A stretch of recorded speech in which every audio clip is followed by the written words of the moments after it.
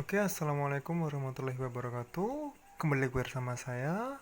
Di sini saya akan membahas tentang metode penelitian kuantitatif lagi, tapi pada hal ini kita akan membahas tentang langkah-langkah menyusun instrumen.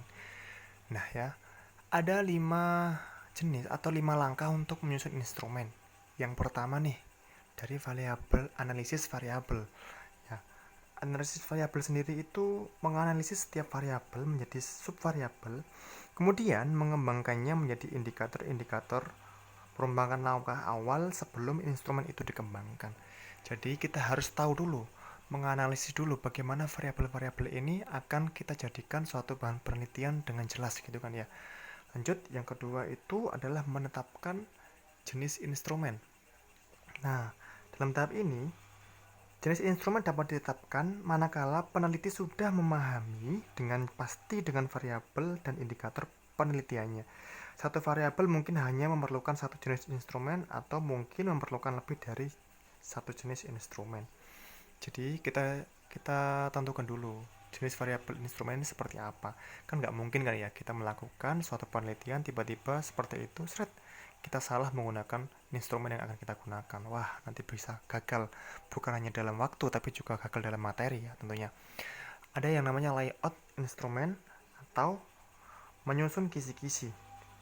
Nah, kisi-kisi instrumen diperlukan sebagai pedoman dalam merumuskan item instrumen. Nah, dalam kisi-kisi itu harus mencakup ruang lingkup materi variabel penelitian. Nah, jenis-jenis pertanyaan, banyaknya pertanyaan, serta waktu yang dibutuhkan. Selain itu, dalam kisi-kisi juga harus tergambar indikator atau abilitas dari setiap variabel. Misalnya nih, untuk menentukan presentasi mas belajar atau kemampuan subjek penelitian diukur dari tingkat pengetahuan, pemahaman, aplikasi, dan sebagainya. Gitu ya. Jadi kita harus menentukan secara jelas layout apa yang akan kita gunakan dalam penelitian ini agar kita tahu penelitian ini seperti apa dan tidak akan melenceng gitu. Jadi untuk mempermudah dalam hal penelitian. Nah, ada lagi yang namanya menyusun item instrumen. Nah, ini seperti apa?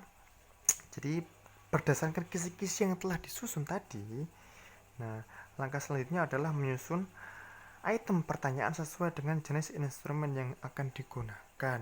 Nah, jadi seperti itu ya. Setelah kita menemukan kisi-kisi ini, kita sekarang tinggal membuat suatu pertanyaan-pertanyaan yang sesuai dengan item instrumen yang kita butuhkan gitu.